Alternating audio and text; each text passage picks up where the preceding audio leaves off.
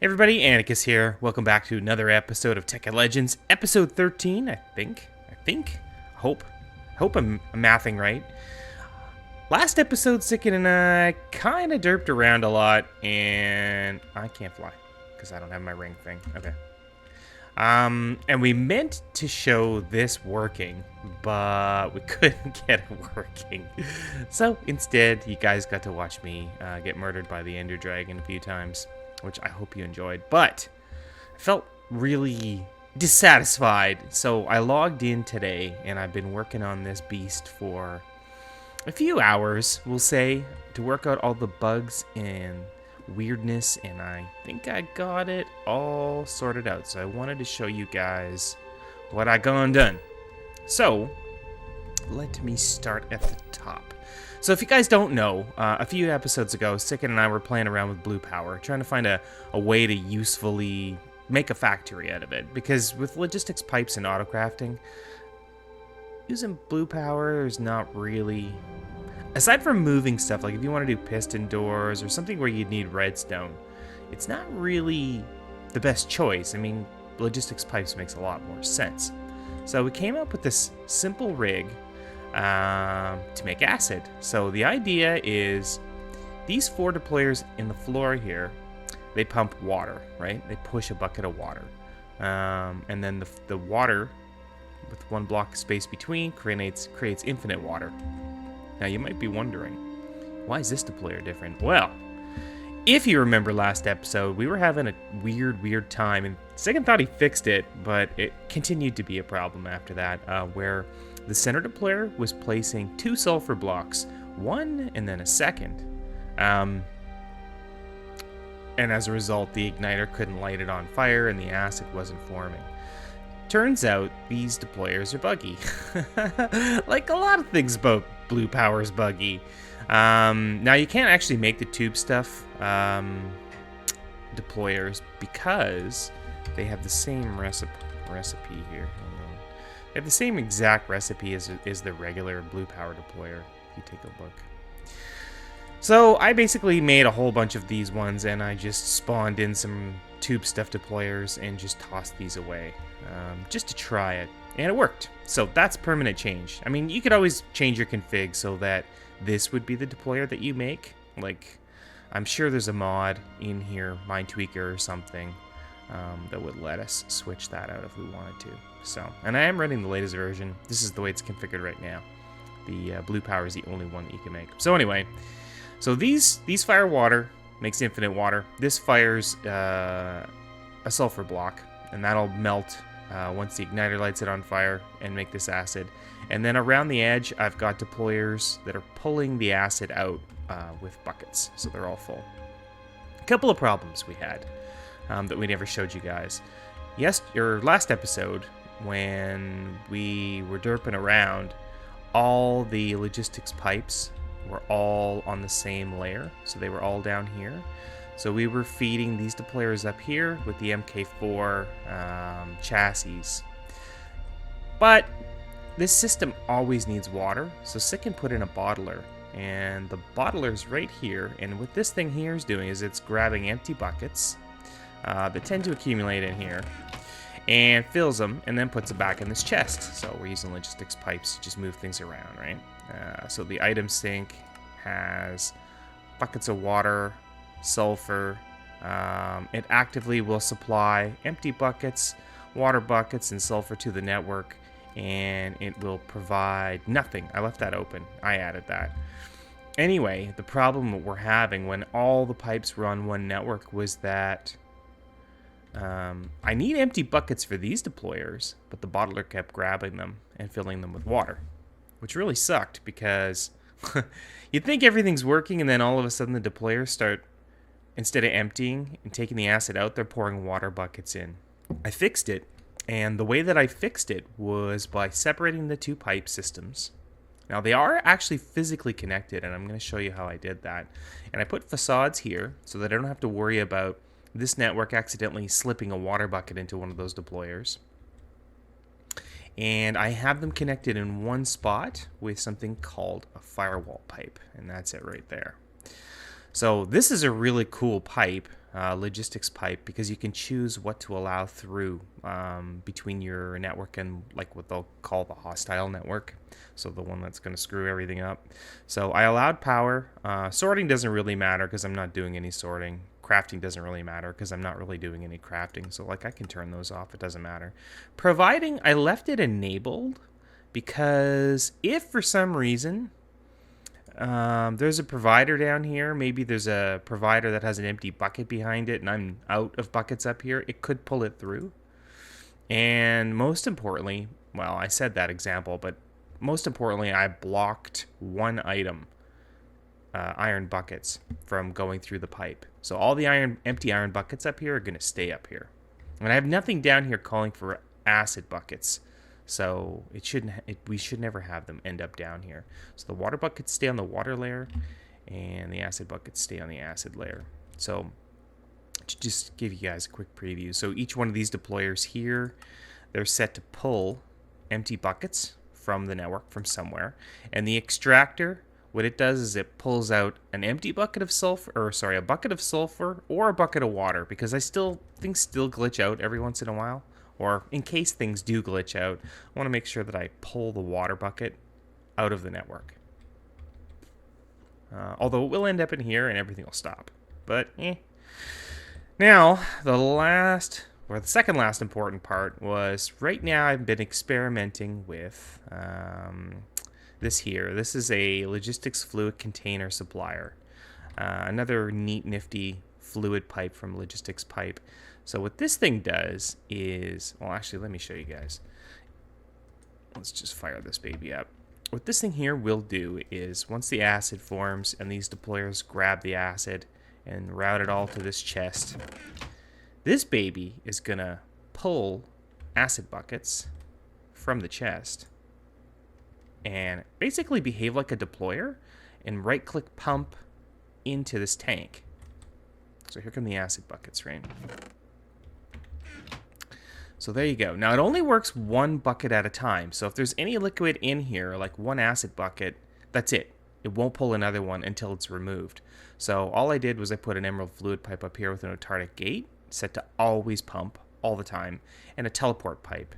The teleport pipe is going to, there's at the very top of this railcraft tank.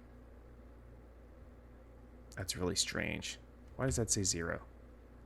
I don't know why the wall says 0 from the outside. That's really strange. Because you can see it's not empty. It's really weird. Okay. Well, anyway, aside from that visual glitch, it's definitely working. And it's pumped in through the top. And this one here, I'm going to configure it to send when we want to fill up our batteries. So, like, I don't know if I actually did any. Yeah, it's not configured at the moment. So this is working really well. Now, there is one issue with it, and we'll kind of go over that after. I wanted to do a little bit of work off camera, or on camera with you guys. So other than that, on here, the other most important part is the wiring. So we've got two kinds of blue power wiring here. We've got freestanding red alloy and freestanding red-blue alloy. Blue freestanding red alloy. Just so they don't connect to one another. So when we were playing around with this originally, we were trying to use 3 different circuits so we could fire the acid block or the sulfur block last. Not last, but second. So we would make infinite water, pump out a sulfur block, and then wait for acid to form and then retrieve it. Sicken realized that that wasn't necessary, so he's put all the sulfur and water formation all on this one circuit. So now I've got a repeater in here doing 16 ticks just so that the pulse is almost a second long. Because these little deployers, the blue power ones, are a little bit glitchy. And if the timing is too short, sometimes they don't actually deploy the bucket of water. So that makes sure that they do.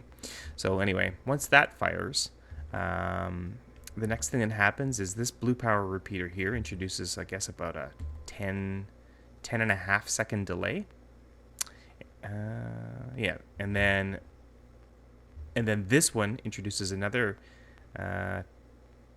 6 second delay, 5 or 6 second delay. I've been playing around with the timing on these guys because sometimes the acid forms instantly. Not always, but sometimes. Other times I've seen it take up to 20 seconds, and I'm trying to find like a good middle ground. So right now we're on, I guess, about 16 seconds of a delay. And then this repeater here just lengthens the pulse so that we get a 1 second pulse. And then I've interfaced to a vanilla repeater because I just find these ones glitchy. Like when I had it hooked up directly, sometimes not all of the deployers would fire. But as soon as I put a vanilla repeater in the mix, it seems to work fine, and that's set to 4 ticks. And then this is my, oh, it broke. Let me just clean it up and push that button and then fire it all manually. So anyway, yeah, so it seems to work okay. And there you go. Okay, yeah, there's a visual glitch there. A little delay. But it seems to be going okay so far. Now, the problem I'm having is this little blocker right here. This fluid container supplier sounds really cool, but all the buckets that come in, it doesn't right-click the bucket. It eats the bucket to put the acid in there. So I'm constantly having to put metal buckets in here. So I can't, if I put a timer in here and set it to like, I don't know, 20 or 30 seconds, thinking then I'd come back and this tank would be full, that's not going to work. Eventually I'll run out of iron buckets and everything's going to break down. So I think what we're going to do is we're going to put in another one of these tube stuff deployers and replace that. And it makes me kind of sad. I think we'll have to break all of this, move it all up one, because I'm going to need another MK3 chassis, because this one here, if we can get under it, this one here is set pretty much to pull things in and out of that chest. So that'll be too confusing for the network if I had two potential inventories hooked up to it. So yeah, shame. I'm always trying to find an interesting way to use logistics fluid pipes, but they're not. I don't know. That one's just stupid to me. Like, if the deployers could use something like a wax canister or something, that would be cool. Then I would definitely do that. But it seems that iron buckets are the only way to move that acid around. So anyway, okay, so frequency 103. So we're going to move this all up one block. So this is going to go here. Turn it, though. And then I'll put this up here. Try to remember that was 103. Like so. Everything's all over the place now. Need my emerald pipe, wherever that went. Do I have it on me? Yes, I do. Yeah, so also I wanted to say thank you very much for your tips and suggestion, guys. I appreciate it.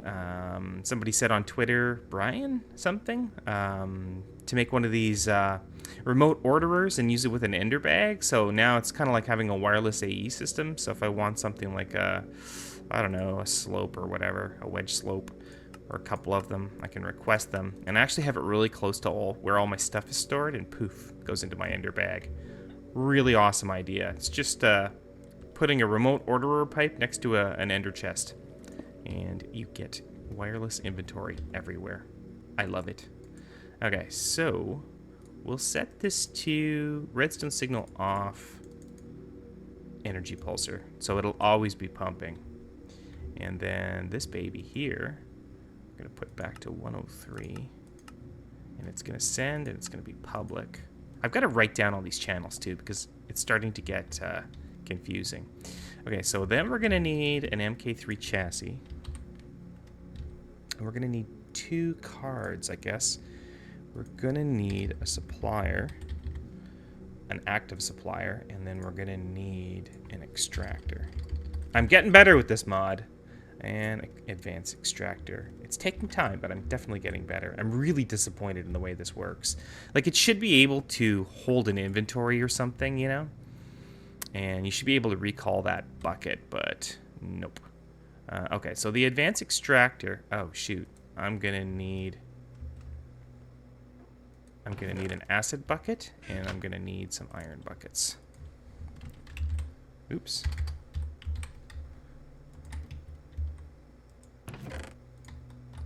Alright, So I'm assuming all my deployers have a bucket in them. Okay, good. Let's fire this one more time. This time, it'll just collect the acid in here because there's no actual destination for it. Let's watch this circuit down here and see if the timing is okay. Because it connected to that one lamp, it's kind of handy because you can really see which part has the charge. Like right now, it's held up by that one. Now that's fired. Yeah, that was good. Okay. Okay, so let's take a look. So actually, I like reverse order. So let's do it this way. So the supplier is always going to be giving this thing these guys. And I don't know why. I don't know what the best setting here is. I'm going to go with partial. And then the extractor is going to pull out. I don't have any on me.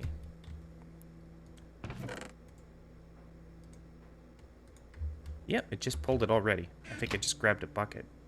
I hope this works. So the extractor is going to pull out an empty bucket. And because this guy here is set to take empty buckets with the item sync, should be okay. I hope. I hope. No, it's not working. Oh, I need a redstone pulse on it. Poop.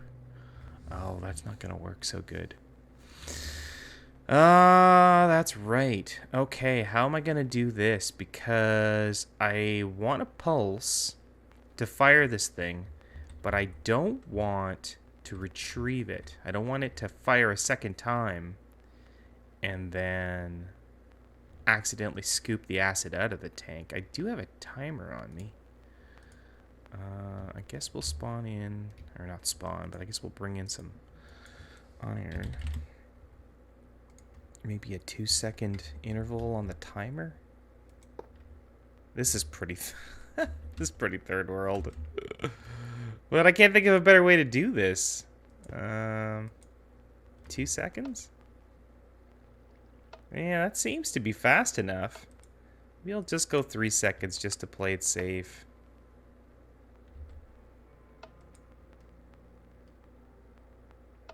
Yeah, that seems to be working okay. Okay, so there's a bucket. Okay. Oh, that fixes the bucket eating problem. Perfect. Now we're going to have this annoying tick sound. Unfortunately, I wanted to use that timer for the bottom to fire the whole rig. So I guess we're going to have to go make another one. So let's go do that. Okay, so I put a timer in, and right now I've just got it set to 30 seconds. Let's give it a shot. I had to move some wiring over. So I've just changed this out, and I put in a piece of blue here so these two don't connect. Oh, crap. Well, this one's not going to work. This was supposed to be set to 128. So we're going to have a mess on our hands, probably. Oh, it didn't fire the water at all. Perfect.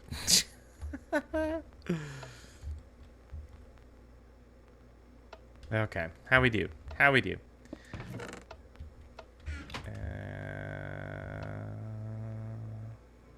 Making the acid, watching the timer out of the corner of my eye.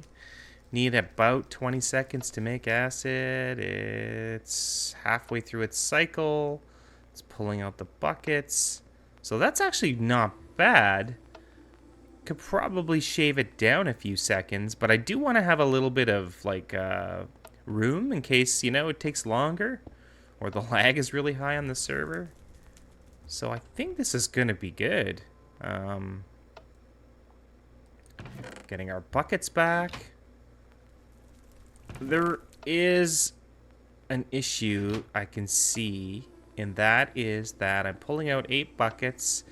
And this guy takes 3 seconds, so he takes 24 seconds to process 8 buckets. Oh, shit. Well, there you go. We got an error. I ended up with, crap. I ended up with 8 buckets of water. Yeah, anyway, I was going to say this thing takes 24 seconds to do all 8 buckets. But there's also moving the buckets back and forth. So I think 30 seconds is too short. And I don't know what happened here. I don't know how that happened. How I ended up turning everything into water buckets. Seemed like... I think what we'll do is we'll increase the time interval. And put a few more buckets in there in case that kind of thing happens again. Let's see here. Bucket. Hopefully this isn't going to be a problem. Yeah, I'll put in 3 stacks. So let's boost this up to 30, I don't know. 36? 38? We'll try 38. I'd like to see it go through a couple of cycles without screwing up. Why you no put water? Why you no put water?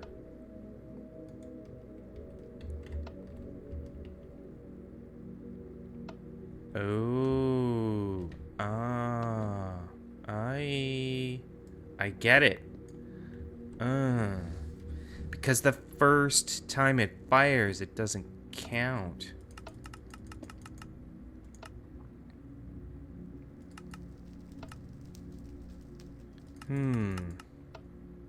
Okay, we'll go 40. Right. Okay.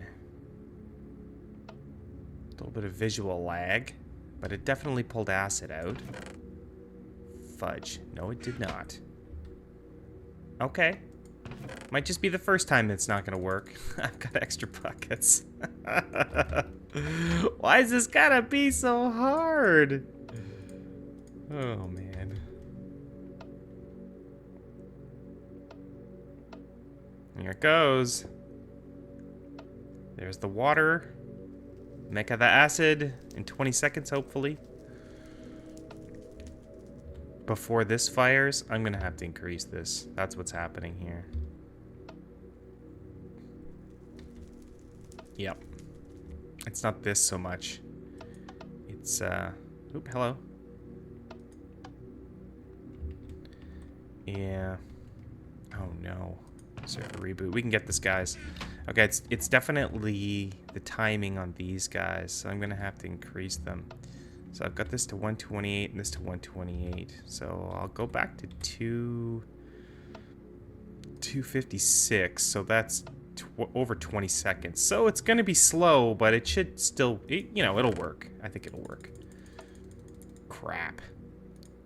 Lessons, man. I'm learning lessons about this type of system.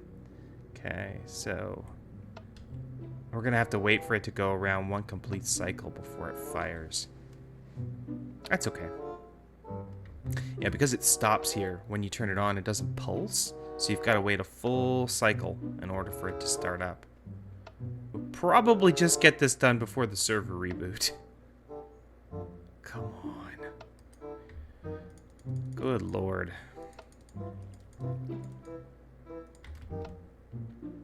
Almost there.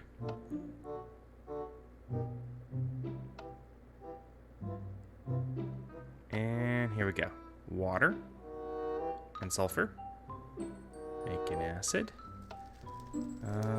So we have 40 seconds. So at the very bottom, that's the 20-second mark. So this is around where the acid should form. Yep, there we go. And now we still have... Okay, it's firing the buckets. Okay, so this looks like we got it. We got it. So next time I log in, or next video, this tank should be a lot fuller. Right now we're at around 200. So I think next episode we're going to do probably the battery system, or at least part of the battery system for the reactors. Got a cool thing I want to show you guys on how to fill that sucker up. Anyway, guys, that's it for today. And hope you enjoyed and learned something. Thanks for watching. See you guys next time. Bye, everybody.